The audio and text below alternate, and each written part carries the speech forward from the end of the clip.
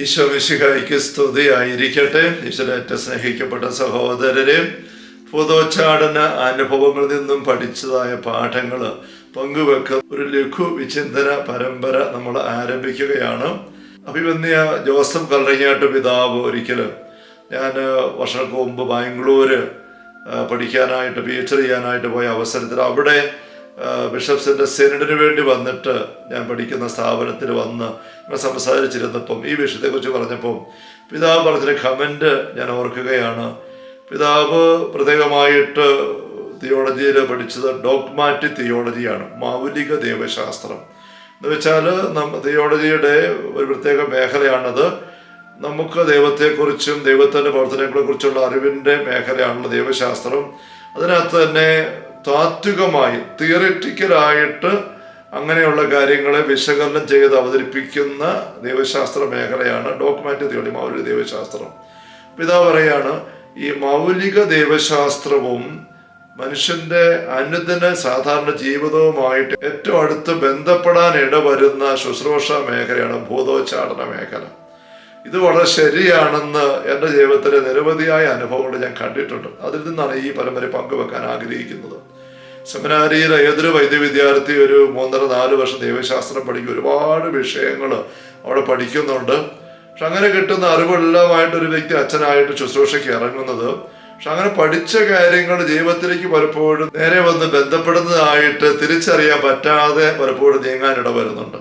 ഞാൻ സെമിനാരിൽ പഠിച്ച കാര്യങ്ങളുടെ കരുത്ത് എന്താണ്, അതിൻ്റെ കൃത്യത എന്താണ്, അതിൻ്റെ വ്യക്തത എങ്ങനെ എന്തുമാത്രമുണ്ട്, അതിൻ്റെ മനോഹാരിത എന്താണ് എന്നതിനെ കുറിച്ചൊക്കെ എനിക്ക് നല്ല വ്യക്തത ലഭിക്കാൻ ഇടവന്ന അനേക അനുഭവങ്ങൾ, അവസരങ്ങൾ, നിമിഷങ്ങൾ ഈ ഭൂതോച്ചാരണ സംഭവങ്ങളിലുണ്ട്. ഞാൻ പലപ്പോഴും ആവർത്തിച്ച് പങ്കുവെക്കുന്ന ചെറിയ അനുഭവം, ഈ പൈശാചിക ആവാസത്തിനിരയായ വ്യക്തികൾക്ക് വേണ്ടി പ്രാർത്ഥിക്കുമ്പോൾ ഈ പ്രാർത്ഥന പലപ്പോഴും നീണ്ടുപോകും. 2-3 മണിക്കൂറൊക്കെ ചിലപ്പോൾ ഒരു സെഷനൊക്കെ നീളും. അപ്പോൾ ഈ അനേകരും ഏതാനും ശുശ്രൂഷകർ ഒരുമിച്ച് കൂടി ഈ വ്യക്തിക്ക് ചുറ്റുമായിരുന്നു കൊണ്ട് അവരെ അപകടത്തിൽപ്പെടാതെ ബലമായിട്ട് നിയന്ത്രിച്ച് അവിടെ നിലനിർത്തിയും പ്രാർത്ഥിച്ചുമൊക്കെയാണ് ശുശ്രൂഷ മുന്നോട്ട് നീങ്ങുന്നത്. നീങ്ങുമ്പോൾ ഇതൊരു ആത്മീയ പോരാട്ടമാണെന്നറിയാമല്ലോ. ഈ വ്യക്തിയുടെ ശരീരത്തിൽ പൈശാചിക അരുവിക്ക് അങ്ങനെ അവസരം കിട്ടിയിരിക്കുന്നത് കടന്നു കയറാനായിട്ട് വിചാരത്തിലുണ്ട്. നമ്മൾ പ്രാർത്ഥിക്കുമ്പോൾ പരിശുദ്ധാത്മ ശക്തിയാണ് അങ്ങോട്ട് ഇറങ്ങി വരുന്നത്, നമ്മൾ പ്രയോഗിക്കുന്നത്. ഈശ്വരത്തിൻ്റെ പരിശുദ്ധാത്മാവിനെ കൊണ്ട് പൈശാചികളെ ബഹിഷ്കരിക്കുന്ന ദൈവരാജ്യം വന്നു കഴിഞ്ഞിരിക്കുന്നു. പ്രാർത്ഥന വഴി പരിശുദ്ധാത്മ ശക്തി ചെല്ലുമ്പോൾ ഈ പൈശാചിക രൂപി അതിന് ഈ ശരീരത്തിൽ കടന്നു കയറാനായിട്ട് ഇടവരുത്തിയ ചില പഴുതുകളുണ്ട് അവരുടെ ജീവിതത്തിൽ. അല്ല, അവന് അവകാശങ്ങൾ വരുന്നതാണ്, അവകാശം കിടപ്പുണ്ട്. അവിടെ അവനങ്ങ് പെട്ടെന്ന് ഇറങ്ങി പോവുകയല്ല. ഇറങ്ങി പോകാതിരിക്കാൻ അവൻ ബലം പിടിക്കുന്നു. പക്ഷെ പ്രാർത്ഥന വഴി പരിശുദ്ധാത്മ ശക്തി അങ്ങോട്ട് കടന്നു, സാന്നിധ്യം കടന്നു വരുന്നു. അപ്പോൾ ഒരു പോരാട്ടം നടക്കുകയാണ്. ഈ പോരാട്ടത്തിൻ്റെ വേദിയാകുന്നത് ഈ വ്യക്തിയുടെ ഈ ആവാസത്തിൻ്റെ വ്യക്തിയുടെ ശരീരമാണ്, മനസ്സും ബുദ്ധിയും അരൂപിയും എല്ലാമാണ്.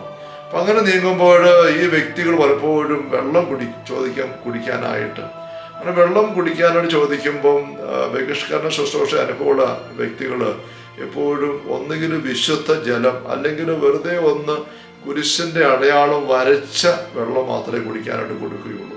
അങ്ങനെ കുടിക്കാൻ കൊടുത്തു കഴിയുമ്പോൾ എല്ലാ അവസരവും തന്നെ കാണാവുന്ന ഒരു അനുഭവം, ഇവർ ഈ വെള്ളം കുടിക്കുകയല്ല. എത്ര ദാഹിച്ചാണ് ഈ വ്യക്തി വെള്ളം ചോദിക്കുന്നെങ്കിൽ പോലും ഈ വെള്ളം കിട്ടുമ്പോൾ അത് വായിലേക്ക് പെട്ടെന്ന് ഒഴിക്കാൻ നോക്കും. പക്ഷേ ഒഴിച്ചു കഴിഞ്ഞ് അപ്പോഴും തുപ്പിയിട്ട് ഇങ്ങനെ അമർത്തി വടിച്ച് ഇങ്ങനെ കളഞ്ഞിട്ട് പറയും ചോരയാന്ന് പറയും. ചോരയാ, ഇത് കുടിക്കത്തില്ല. അപ്പോൾ ശുശ്രൂഷകർ ചിലപ്പോൾ സ്റ്റീൽ ഗ്ലാസിനെ കൊടുക്കുള്ളവർ ഇങ്ങനെ പ്രതികരിക്കുമെന്ന് അറിയാവുന്നത് കൊണ്ട് ആ വെള്ളം വാങ്ങിച്ചിട്ട് കുടിച്ച് കാണിച്ചു കൊടുക്കും. ഇത് വെള്ളമാണ് നോക്കിക്കുകയും. അപ്പോൾ ഈ വ്യക്തിക്ക് കുടിക്കണമെന്ന് ആഗ്രഹമുണ്ട്, വീണ്ടും കുടിക്കാൻ നോക്കിയിട്ട് പിന്നെ തുപ്പിക്കളയും. ചോരയാന്ന് പറയും. ചോരയെന്ന് പറയുന്ന പൈശാചിക രൂപിയാണ്. കുരിശടയാളം വരയ്ക്കുമ്പോൾ ആ വെള്ളത്തിൽ ചോര കലർന്നുവെന്ന് പിശാചിൻ്റെ അരുവി പറയുമ്പോഴും ഏത് ചോരയാണത്? കുരിശിൽ കുതിർന്നത് ഈശോയുടെ ചോരയാണ്. പൈശാചിക അരൂപികളാണ് ഈശോ പരിശുദ്ധം ആരംഭിക്കും ആദ്യം ഈശോ തിരിച്ചറിഞ്ഞിട്ട് നീ ആരാണെന്ന് എനിക്ക് ദൈവത്തിൻ്റെ പരിശുദ്ധം എന്ന് പറയുന്നത്. കാരണം പൈശാചിക അരൂപികൾക്ക് ഭൗതികമായ പല പ്രതിബന്ധങ്ങളും അപ്പുറത്തേക്ക് കാണാൻ പറ്റും, സ്ഥല സമയ പരിമിതിക്ക് അപ്പുറം കാണാൻ പറ്റും. അപ്പോൾ ഒരു കുരിശ് വരച്ച് പ്രാർത്ഥിക്കുന്നതിൻ്റെ കരുത്ത് എന്താണെന്ന് ഞാൻ പഠിച്ചത് യഥാർത്ഥത്തിൽ തിയോളജി എല്ലാം പഠിച്ചതാണ്. നമ്മൾ കുരിശടയാളം കുരിശ് വരയ്ക്കുന്നുണ്ട്, കുരിശിൻ്റെ ആശ്വാസം കൊടുക്കുന്നുണ്ടെങ്കിൽ പോലും ആ കുരിശടയാളം വരയ്ക്കുന്നതിൻ്റെ കരുത്ത് എന്താണ്, അതെത്ര മനോഹരമായിട്ട് നമുക്ക് സഹായത്തിൻ്റെ ഉപയോഗിക്കപ്പെടാവുന്നതാണ്. ഇതിനെക്കുറിച്ചൊക്കെയുള്ള വ്യക്തത എനിക്ക് കിട്ടിയത് ഇങ്ങനെയുള്ള ശുശ്രൂഷ അനുഭവത്തിലൂടെയാണ്.